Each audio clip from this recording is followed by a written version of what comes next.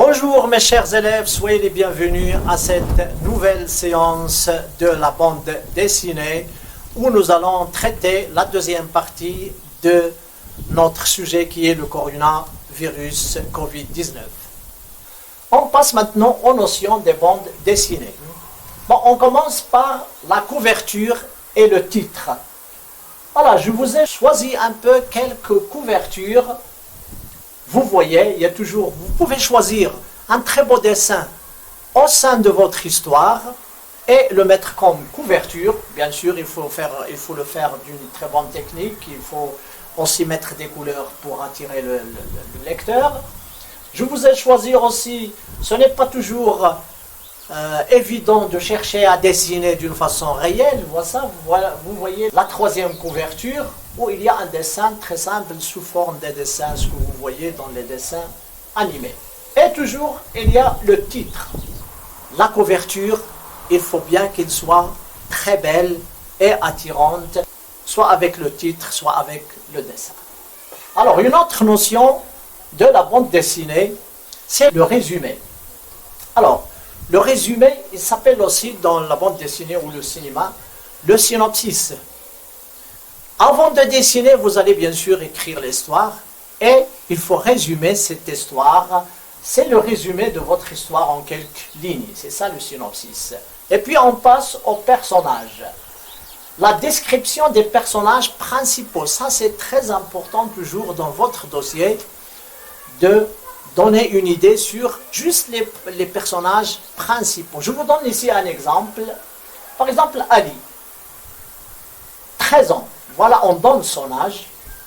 Un enfant intelligent, on décrit un peu cet enfant. On peut dire un enfant fou, on peut dire un enfant de longue taille, on peut dire un enfant gâté, on peut dire un enfant pâle. Voilà. Et puis on passe à l'entourage familial de cet enfant qui vit dans une famille ordinaire. Donc c'est la situation sociale et familiale. Ensuite, il aime jouer au foot. On donne aussi ses loisirs. Et si on donne les choses qui vont nous servir dans notre histoire, si on n'a pas besoin de l'intelligence de cet enfant dans notre histoire, ce n'est pas la peine d'écrire un enfant intelligent. Et maintenant le scénario. Voilà, le scénario, c'est une bonne chose d'apprendre comment écrire le scénario. Bien sûr, le scénario de la bande dessinée, c'est un peu particulier. Alors, avant de passer à la phase du dessin, il faut d'abord écrire notre histoire sous forme d'un scénario. Le scénario est un genre d'écriture commun basé sur les cases, par exemple. Donc, les scénarios, c'est l'histoire écrite avant qu'elle soit dessinée. Par exemple, case 1, ça veut dire qu'est-ce qu'on va dessiner dans la première case. Ahmed est allongé au salon sur son fauteuil en regardant la télévision. Devant lui, sa petite fille Aïcha qui joue avec sa poupée. Donc c'est une action qu'on va dessiner dans notre première case. Maintenant, la deuxième case. Ici, il n'y a que le dialogue.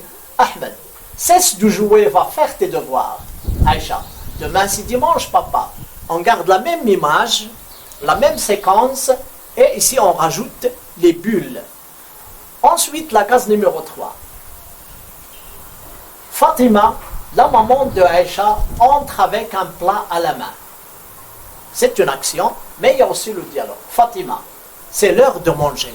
Bon, ici pour les cases, il y a des cases qui sont rectangulaires, il y a des cases qui sont sous forme d'un carré, et il y a des cases aussi qui sont encore plus grandes, un rectangle plus grand, si on peut par exemple dessiner une vue générale d'un village, mais les faces qui sont carrées, si on peut dessiner ce qu'on appelle le très grand plan, juste le visage pour faire apparaître par exemple le sentiment d'un visage.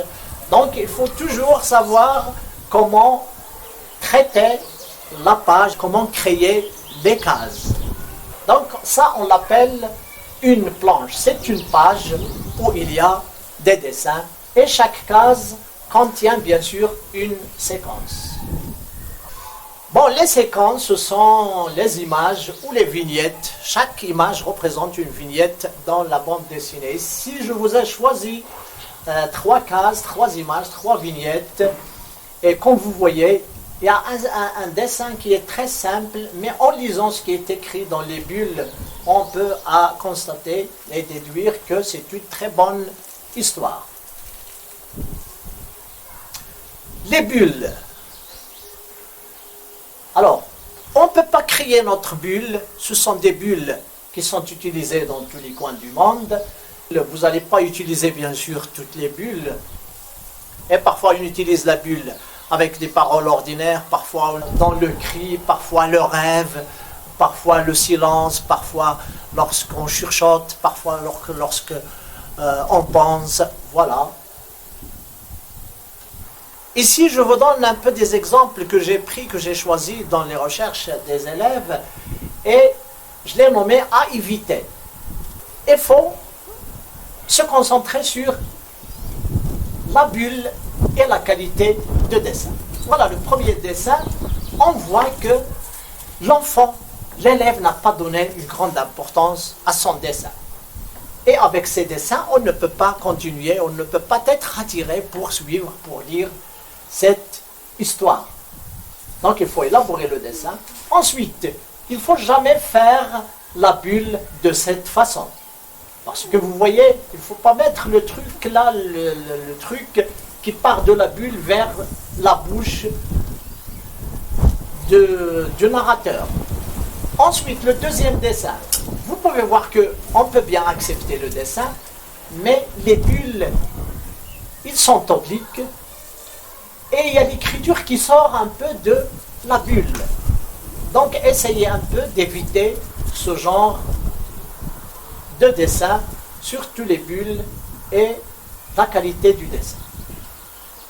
Et si le dialogue, faites attention, puisque notre bande dessinée, notre histoire va se faire en français, donc le premier qui parle, il faut que sa bulle soit en haut et à sa droite.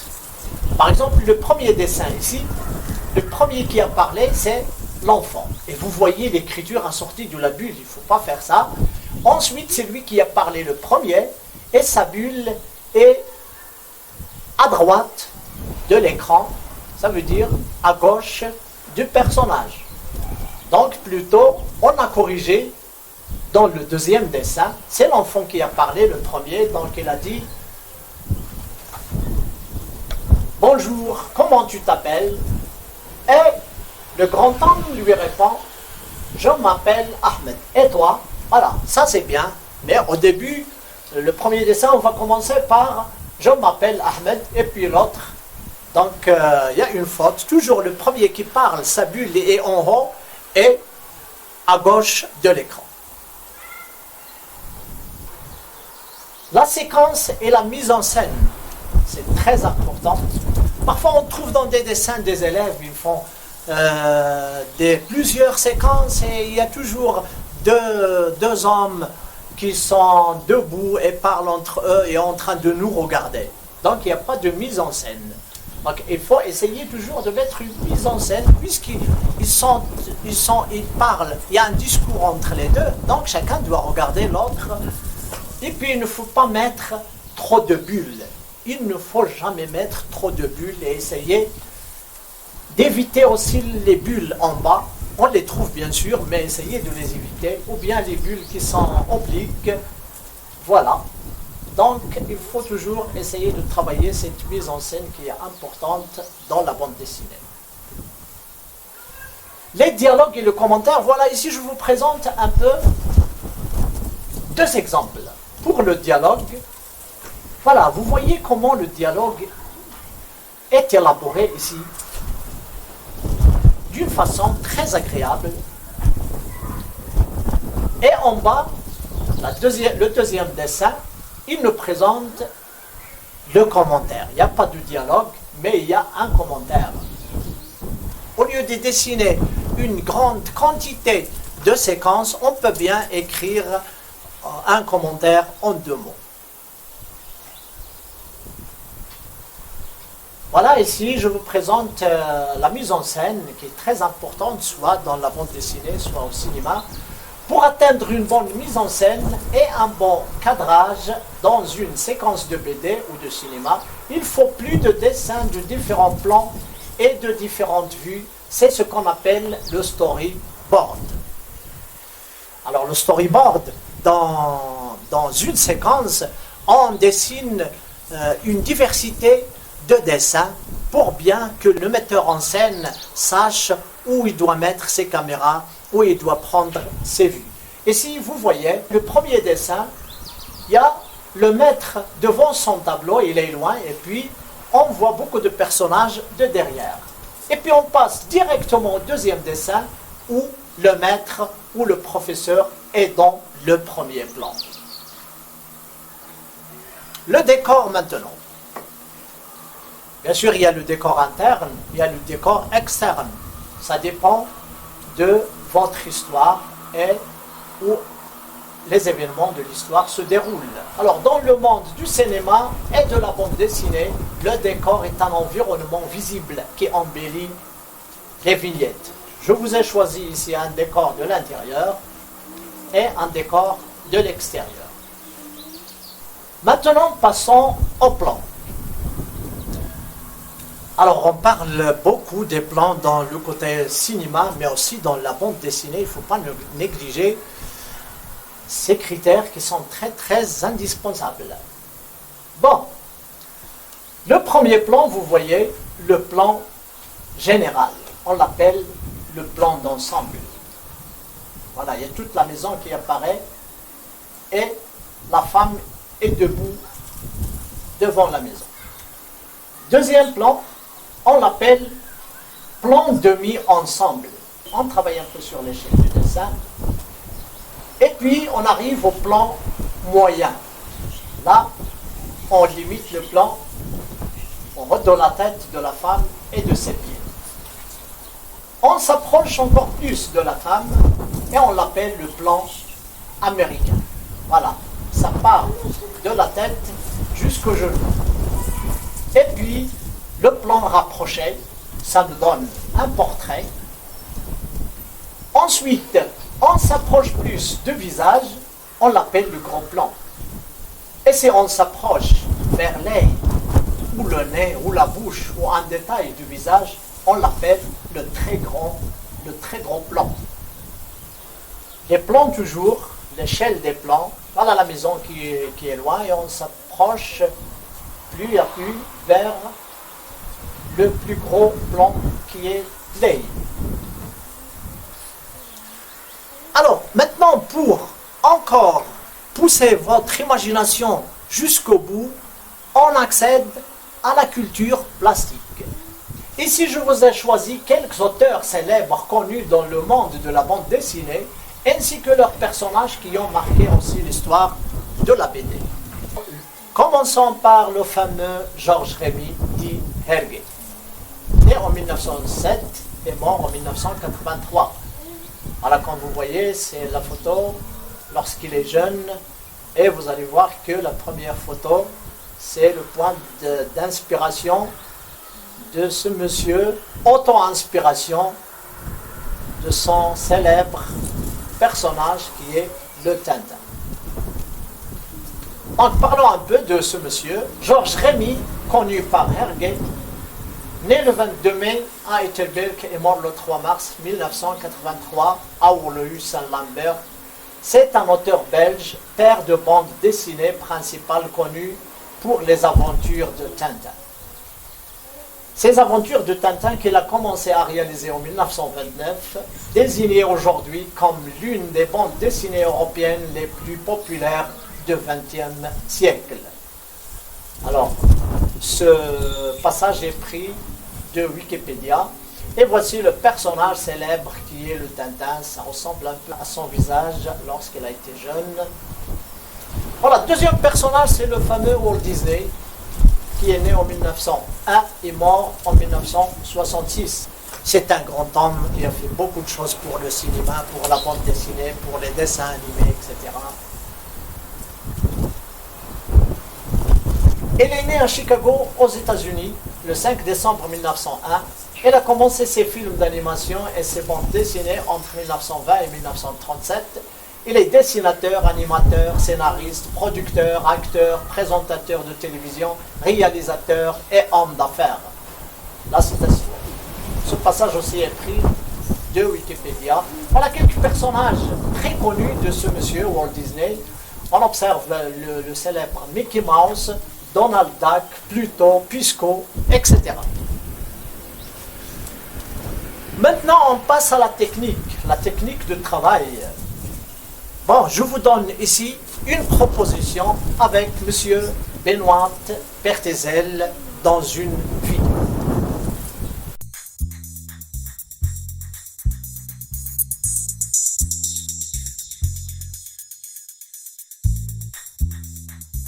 Ne brûlons pas les étapes. Le point de départ, c'est l'histoire que l'on a envie de raconter, le synopsis. Ensuite, on va préciser. Chaque case est détaillée en texte et en dessin esquissé, le storyboard.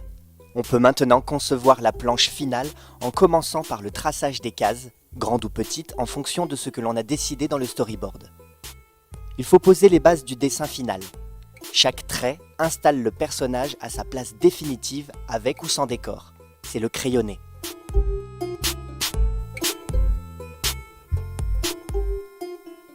Dernière étape du dessin, l'ancrage.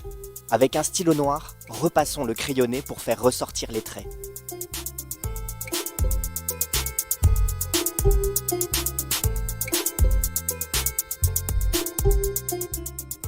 Gommer est indispensable.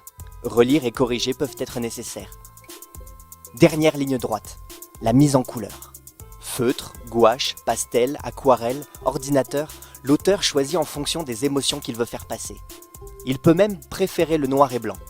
L'important, c'est la qualité du rendu. Toutes ces étapes sont incontournables pour réaliser une planche de bande dessinée. La planche rêvée pour participer au concours de la BD scolaire. Alors, tu te lances ?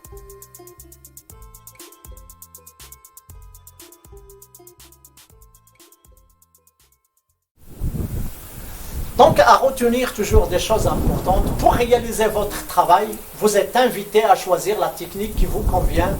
Par exemple, vous allez même travailler avec seulement le crayon. Divers types de stylos, encre de Chine, peinture, aquarelle, broudonnois, crayon de couleur, etc. Si vous avez une technique que je n'ai pas citée ici et que vous voyez qu'elle va donner de la force à votre bande dessinée, vous pouvez l'exploiter dans ce cours, pourquoi pas. À la fin, on arrive toujours à l'évaluation.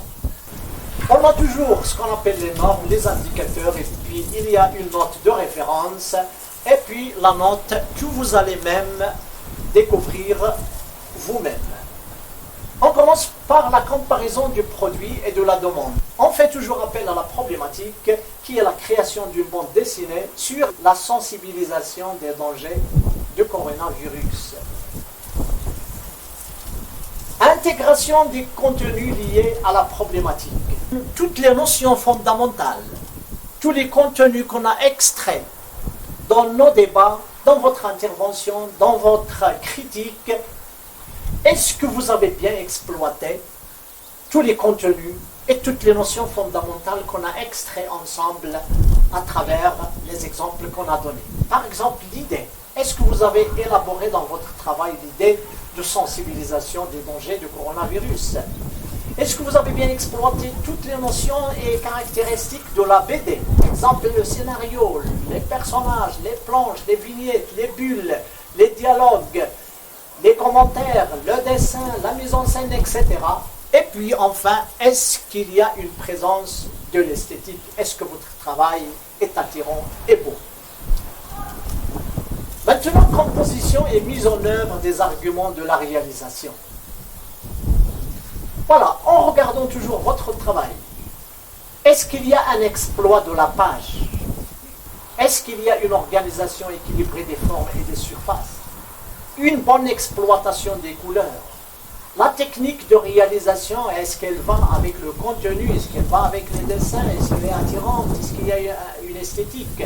Et puis la composition, soit au sein des cases, au sein des séquences, soit au sein de la page. Si vous avez bien fait cette composition et cette mise en œuvre des arguments de la réalisation, vous aurez 6 points. Passons à l'originalité et l'expressivité du produit. S'il est bien fait, vous aurez 2 points. Donc, est-ce que votre travail est personnel? Est-ce que vous n'avez pas copié soit l'idée, soit les dessins, soit le contenu, soit... Donc, est-ce que votre travail était subjectif et personnel? Passons à la présentation du travail, la phase finale. C'est ce qu'il y a la présence de l'esthétique, de la beauté, de la propreté. Donc, vous voyez la première norme, si vous l'avez bien fait, vous aurez 4 points, la deuxième 6 points, la troisième 6 points, la quatrième 2 points, la cinquième 2 points. Comme ça, vous pouvez deviner et trouver vous-même la note que votre travail mérite. Voilà mes chers élèves, notre cours concernant l'image et la bande dessinée se termine ici. Merci de votre attention et bon courage.